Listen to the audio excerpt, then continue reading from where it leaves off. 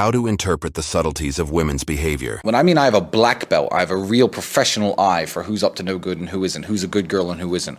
I was speaking to a member of staff of yours recently, and you know, I was dating some girl, and her WhatsApp profile picture was a picture of me and her kissing. And I was like, well, that's a very good sign, because good sign. Yeah, there's lots of dudes on it. I mean, the breakup's already happened with her, but there, you know, there's lots of dudes, you know, who are trying to WhatsApp her, etc. But it's a picture of me there kissing her in her WhatsApp inbox, and I know she only has one phone. Good sign.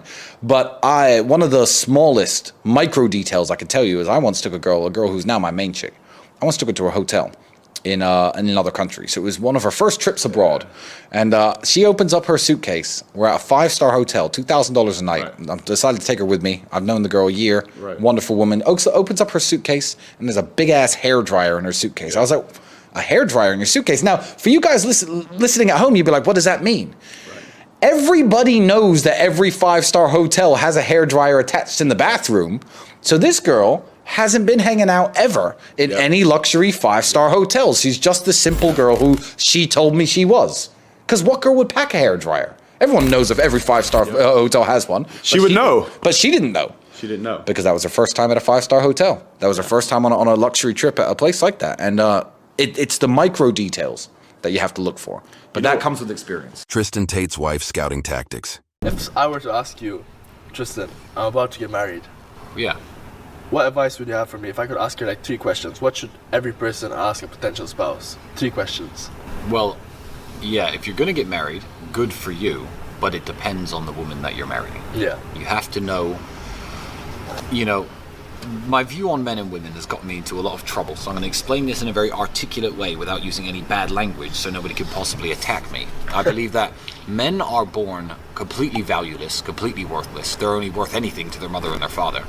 And men need to create something great out of their lives. Men need suffering and hardships and struggle and experience to build themselves into the man they want to become.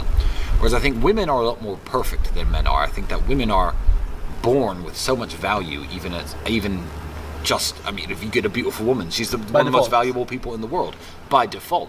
Yeah, so I feel like men need to build themselves into something beautiful. Women need to understand what they are and not destroy themselves.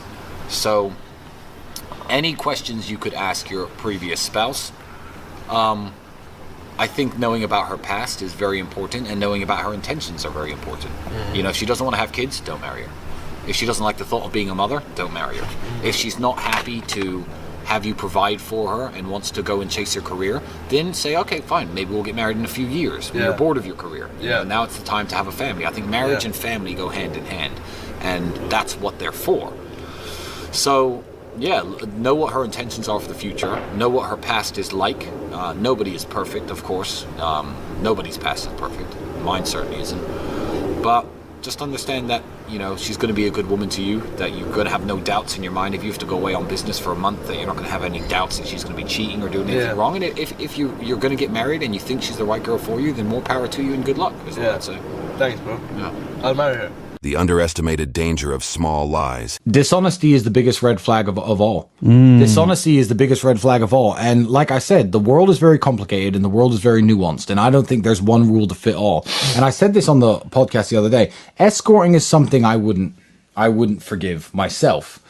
However, if you're not such a high caliber man, if a girl comes to you and says, look, I was escorting when I was 18, I was in college, it was stupid of me, blah, blah, blah. My body count's probably 4, but plus escorting it's 50. And she was kind of honest about herself. Fine. The fact that she deceived you, there's more to it than you possibly know. There's a lot more to it than you know. Whatever you found out, I think she may have dabbled. And her not telling you is still deception. Yeah. You think she may have dabbled. That means whatever you think you found out, times it by 100, and that's closer to the truth. So the fact that she was dishonest with you, yeah, you need to break up with her. You need to break up with her and find a girl who's not dishonest to you. And I tell girls this when I'm dating girls. On our first second or third date, and they say, oh, what kind of girl do you go for, this and that? I just say, just don't fucking lie to me. Yeah. Do not lie to me, because if I find out you lied to me, that's it. How a woman's career can impact her love life. What are your thoughts on bottle girls and taking them seriously in a relationship? I would say that almost all women can be taken seriously in a relationship. The only exception, I would even say, bottle girls, if you don't know, it's an American phenomenon, and I'm going to get on to bottle girls in a minute, and I can rant about them for a second. But bottle girls are the girls that when you order champagne and vodka, they come over with the big bottles, they carry them over, and they stand by your table, and they pretend to drink it. And that's what a bottle girl is. I believe that if a girl's a bottle girl, even if a girl is a model, I would even go as far as to say a stripper. You could take a girl seriously if she's a serious girl. Basically, any job that she does which doesn't include having sex with people.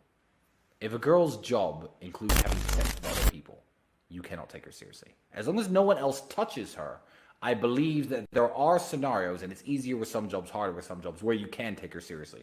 So, Mike D'Angelo, I would ask you this. What kind of man are you? Are you the type of man that a girl who's a bottle girl could take seriously? Because you have to understand, she might be a good girl. She might not be. But let's say she is a good girl. Even if she is, she's the type of girl who's in the bars and in the clubs, probably at high-end places, because bottle girls don't exist at the street alleys and the crappy dive bars. And she's getting approached by rappers, celebrities, football players, NBA guys. And, you know, they're being approached by the best of the best men in the world. Are you the type of man that could keep a girl who has the attention of the best men on the planet pointed towards her? If you are, then good. If she's a good girl, I'm sure you can take her seriously. Follow the money and you'll find the truth. A few times I had to find out the hard way that they were actually, an escort. Hustlers, yeah. Because a lot of them, they won't admit it straight away that that's what they do. Yeah, but you need to have an eye for it. And when you first moved here, you were not the man you are today. No. And 3 years ago, I was not the man that I am today.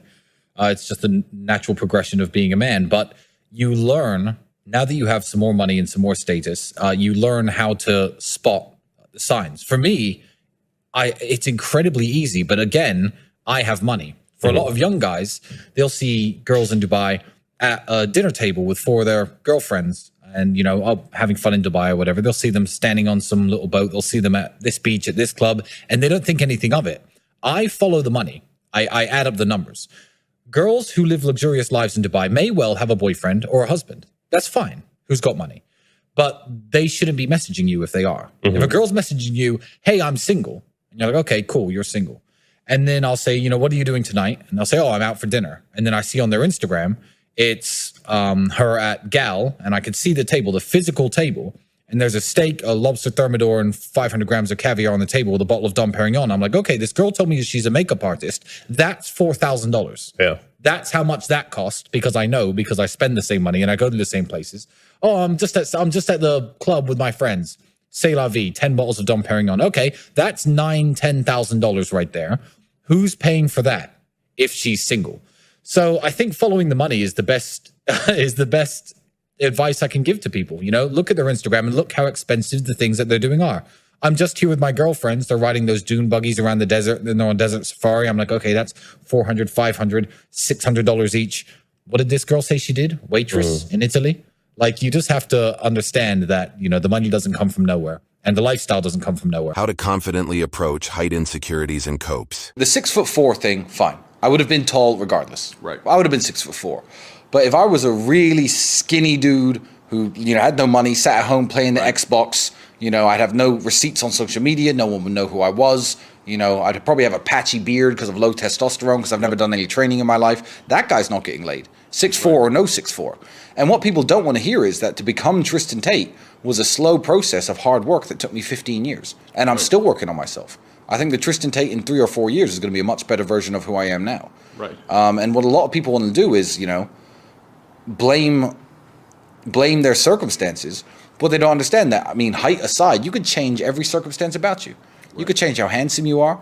You could change how fit you are, how strong you are, how rich you are, how smart you are. I'll talk to women about intellectual things and, books I've read and, history. And so, I love this stuff. Yeah. But why do I know all that? I couldn't afford a university education.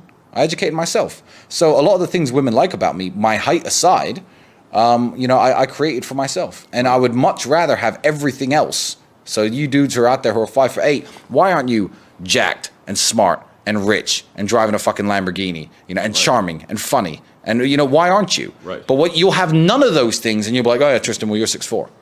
As though everything else wasn't my own creation, wasn't my own hard work, because it was. The only basics you will ever need. What about giving us some tips? 3 tips on getting good with women. Oh, I can do this all day. Well, then I flew out here. I've got all day. Right, easy. 1, There are no tips. If women don't like you, it's your fault and they don't like you. I am sick of dating coaches trying to give tips to get women. Oh, well, if you make this kind of joke, or if you first insult her subtly and then say something, it increases her ego level of, no. I don't try to get women, and that's the only tip I can give you, but here are the tips. 1, work super hard every day. 2, train super hard every day and be in shape. 3, make sure your hair looks all right, your beard looks okay, don't walk around looking scruffy. Take showers, basic stuff. Live in a nice house, have a fun lifestyle. All the tenets of hard work. It's funny, actually, the way that God works and the way the universe works. All the tenets of hard work that I preach that makes men better men. If you took women out of the equation, it would still be true. But when women are in the equation, then you don't need tips. You don't need tips. You're in great shape. You got a 6-pack. You're worth $10 million. You look smart, you look sharp, you've showered that morning, you've read a lot of books, a lot of literature, you've listened to a lot of audiobooks, watched a lot of documentaries, you've got interesting things to say, all the things that builds a great man. But these are tips. And this isn't taught in school, so these are tips. Well, the tip is, if you need tips, then you're not living life right. Join Tate's completely free Telegram channel where he shares free lessons, money-making, life, and general tips. Link is in the description or comments.